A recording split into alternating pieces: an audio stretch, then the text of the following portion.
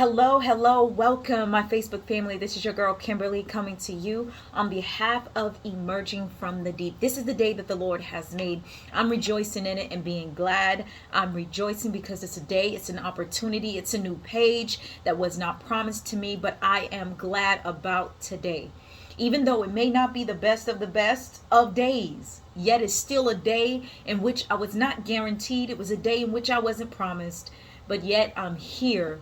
I'm living, breathing, moving. I have my being, and it's because of Jesus Christ and his love for me.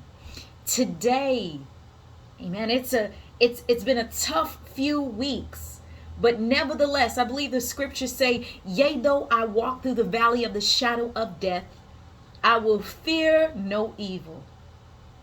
Death does not necessarily have to mean that you're laying on your deathbed, but it can be wounds that come from those that you love, those that you look up to, those that you count on, those that you call family, those that you call friends or a sister or a brother, those that you truly put your trust in.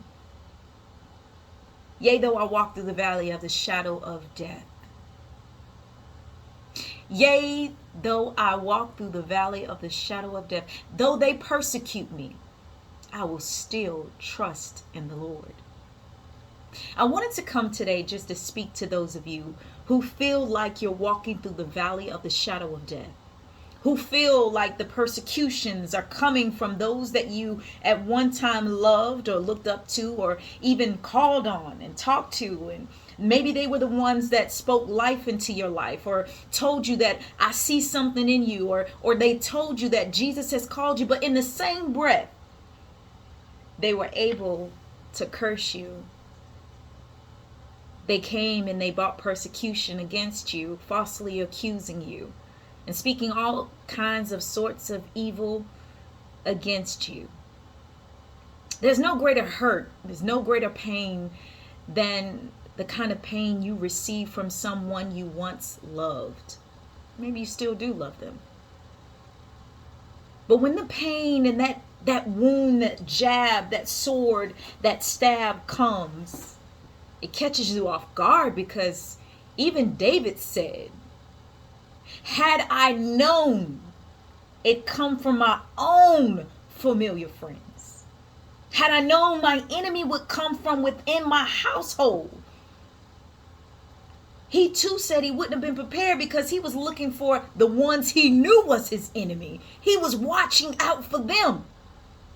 But he let his guard down for those who was one time behind him, supporting him, pushing him, loving on him, and telling him how great he was. He let his guard down for those because he never imagined that they would be the ones to rise up against him. So today I want to encourage you. If you've been in that situation where you've been in this battle and you feel like you've been weighed down, you've been attacked, you've been accused, you've been persecuted, you feel like you're put on a cross and you're being stretched wide and you're put out for display, you feel like the whole wide world has come up against you, I come to encourage you and tell you this thing here. Jesus said that he would be more than the whole world against you. He also said when you know you're right, to go forward. He also told us that he'd lift up a standard against the enemy when he comes in against you like a flood. He said that he would hide you beneath his wings and he'd protect you and that he'd keep you. I want to encourage you to run to that safe place, that place of refuge, which is Jesus Christ. He said the righteous runneth therein and find safety. So if you feel like guns is pointed directly at you, swords are coming directly to you, you feel like you're being jabbed from every side, I want to encourage you today to turn your attention and your focus not on the problem, not on the people who's bringing these accusations or false out accusing you or falsely putting your name in the streets, slandering your name, defaming you for who you are, saying things against your character to cause other people to believe otherwise against you. I want to encourage you to run into that safe place of Jesus Christ. I never forget the words that my baby sister often said. She said, I'm with my safe haven, my sister Kimberly.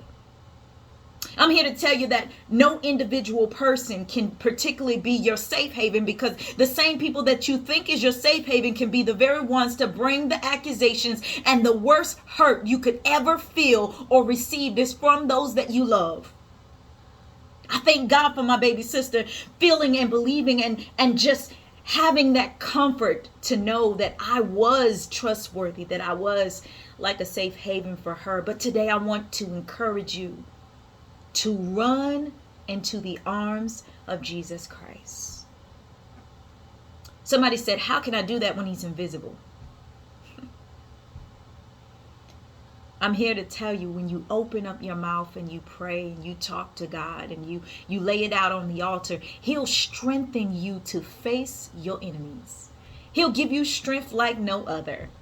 He'll give you a sword like flint so that they will not affect you. Their faces won't even turn you. Because when you are on your road of purpose and destiny, opposition is gonna come. The enemy got to try you because you got to see if you're going to stand. So don't give up in the midst of what's going on around you. Don't get angry and bitter and allow your character to become contaminated. But rather stand knowing that you are all good, knowing that you're right, knowing that you're well, knowing that you have no ill motive or purpose behind what and who you are and what you're doing and how you're doing it. Continue to move forward. I want you to be encouraged. I want you to move forward. I don't want you to look to the left nor to the right. When Jesus called Peter out of the boat, he called Peter. He said, come. And Peter began to walk on the water. Peter only began to sink when he started looking at the situation. And he started considering what he was walking on was water. And as a human being, he knew that he should not be walking on water. He began to sink because he started looking back for his brothers on the boat. Like, where y'all at? Why y'all ain't out the boat too? Why is it just me? Peter got distracted. But I'm here to tell you, stay focused. Stay on your course. Don't let what's happening to you knock you off your course. Stay on it. Don't move. Don't be moved. Stay focused. The only time you move is when Jesus say move. And if he's telling you to come forward, if he's telling you to walk on the water, if he's telling you to walk through the valley of the shadow of death, if he's telling you to come through that fiery furnace, you best believe he's going to take you through it. When Peter began to sing, he raised his hand saying, save me. Jesus didn't leave him to drown. He rescued him. So I want you to know that God is willing and wanting and waiting to rescue you. Whatever your situation might be, whatever the opposition might be, whatever the enemy is bringing against you, know that your God has encamped around about you, and he has dispatched his angels to guard you. No weapon formed against you shall prosper. No weapon formed against you shall prosper. You are the head and not the tail. Be blessed. This is your girl.